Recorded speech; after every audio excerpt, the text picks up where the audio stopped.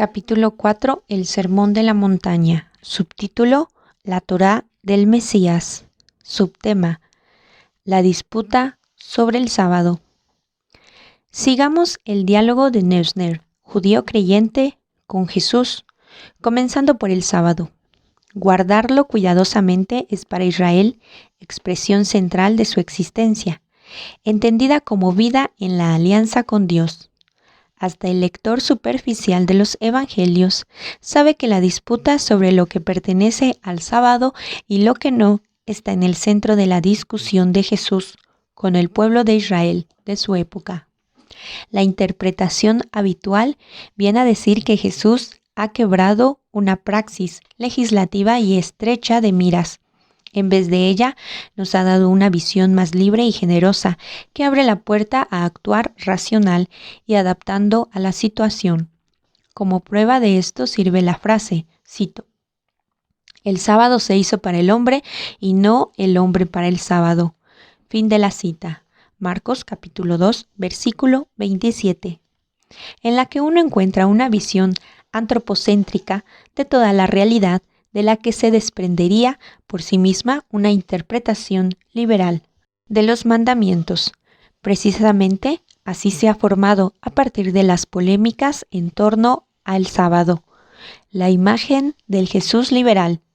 Su crítica al judaísmo de la época es la crítica del hombre de mentalidad liberal y racional, a un legalismo endurecido, que en el fondo significa hipocresía y que rebaja la religión a un sistema servil de obligaciones en último término irracionales, sistema que estorba al hombre el despliegue de su obra y de su libertad, que de aquí no podía seguir una imagen muy amistosa del judaísmo. Se entiende de suyo la crítica moderna, comenzando por la Reforma. Considero sin más que lo judío, así entendido, había retornado con el catolicismo.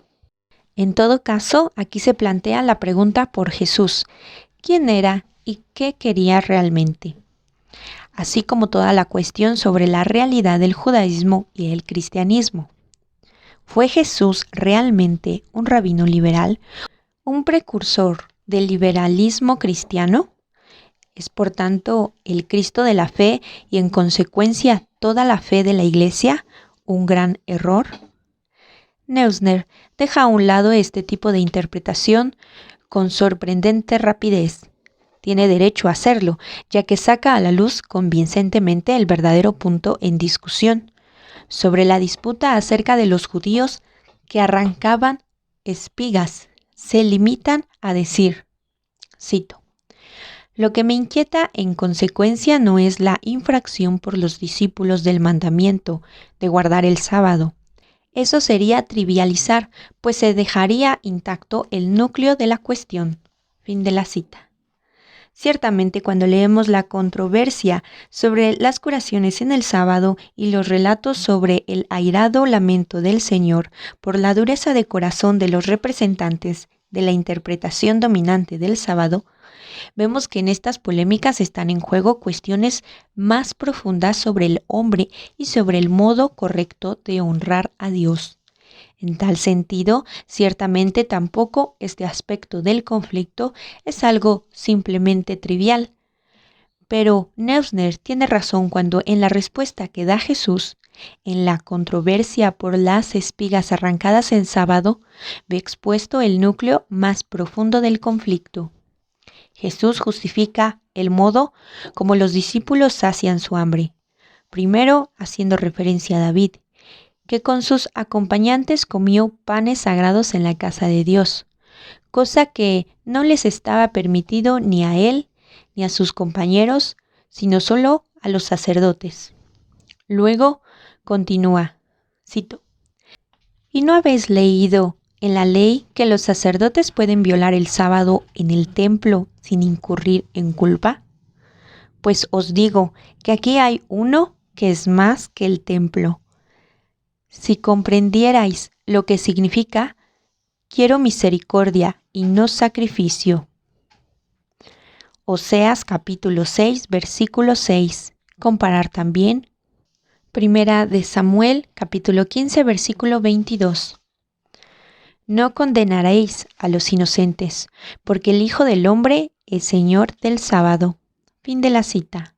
Mateo, capítulo 12, versículos del 1 al 8. Neusner observa al respecto, cito: Él, Jesús, y sus discípulos pueden hacer en sábado lo que hacen, porque han ocupado el lugar de los sacerdotes en el templo. El lugar santo se ha desplazado. Consiste ahora en el círculo del Maestro y sus discípulos. Debemos detenernos aquí un momento para ver qué significa el sábado para Israel y de este modo entender también qué es lo que está en juego en esta disputa. Dios descansó el séptimo día. Se nos dice en el relato de la creación, cito: En este día celebramos la creación. Fin de la cita. Prosigue Neusner con razón. Y sigue, cito: Pues no trabajar en sábado significa mucho más que cumplir con penosa exactitud un ritual.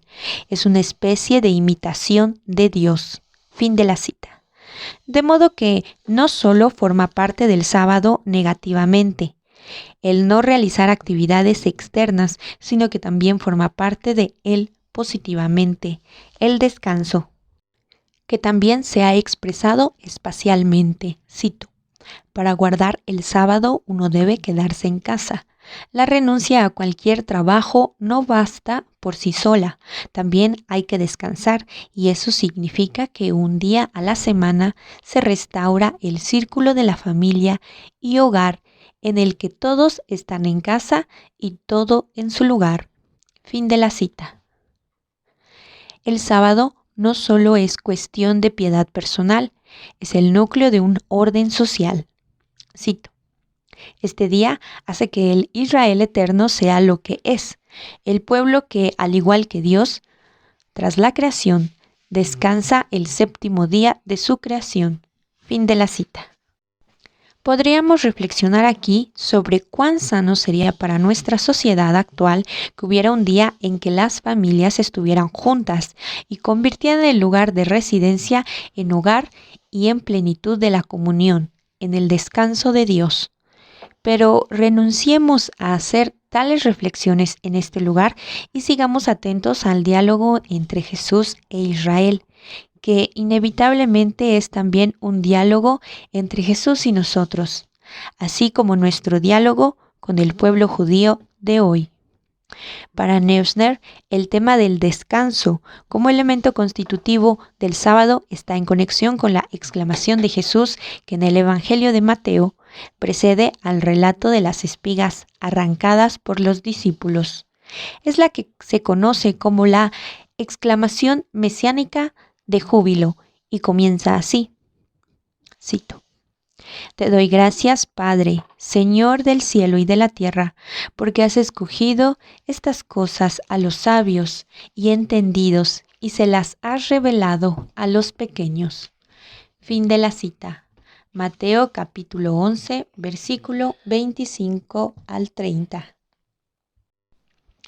En nuestra interpretación habitual parecen ser dos textos completamente distintos. Uno habla de la divinidad de Jesús, el otro de la disputa entre el sábado. En Neusner se hace visible que estos dos textos están muy estrechamente relacionados, pues en ambos casos se trata del misterio de Jesús, del Hijo del Hombre, del Hijo sin más.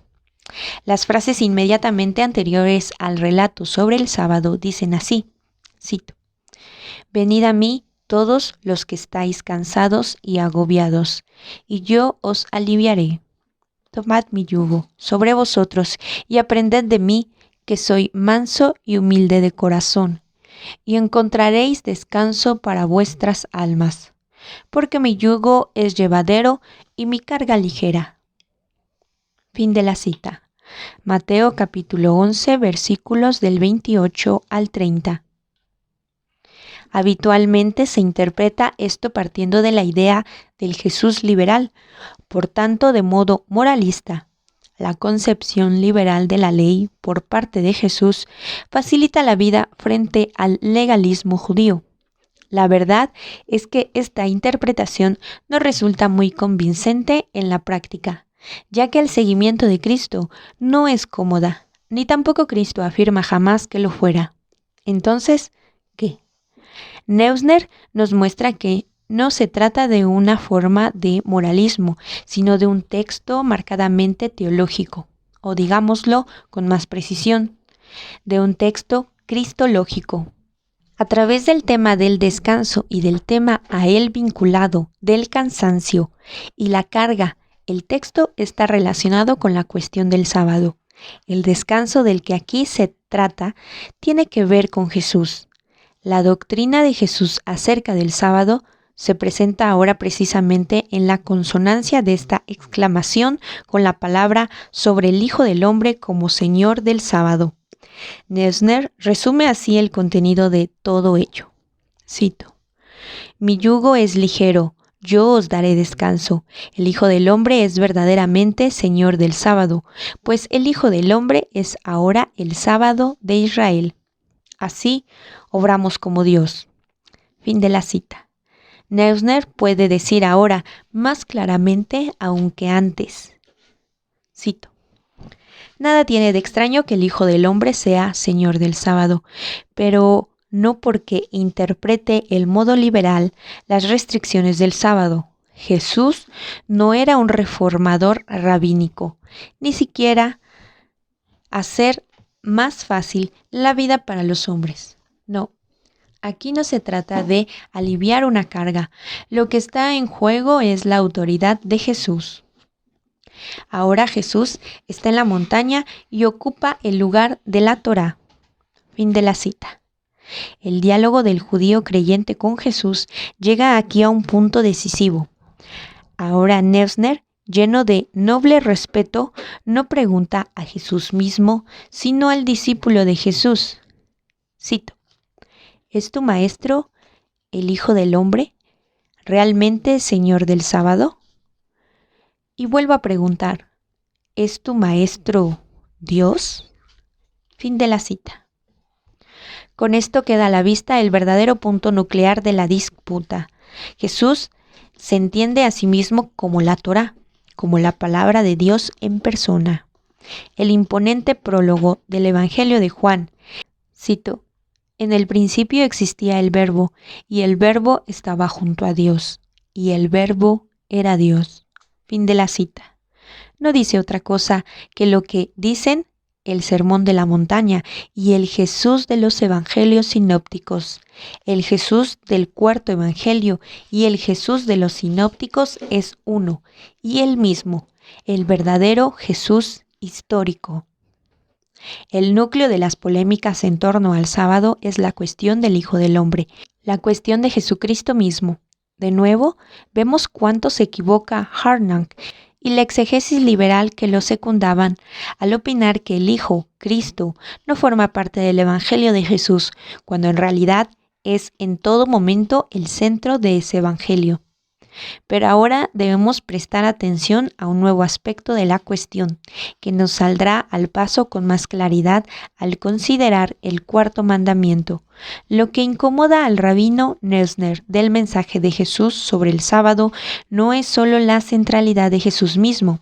Él la subraya claramente y sin embargo no discute finalmente sobre ella, sino sobre su consecuencia para la vida concreta de Israel. El sábado pierde su gran función social. El sábado se cuenta entre los elementos esenciales que mantienen unido a Israel como Israel. Al colocar a Jesús en el centro, se requebraja este orden santo y se pone en peligro un elemento esencial para la cohesión del pueblo. La pretensión del propio Jesús comporta que la humanidad de los discípulos de Jesús en el nuevo Israel ¿no habrá de inquietar esto a quienes tienen puesto su corazón en el Israel eterno?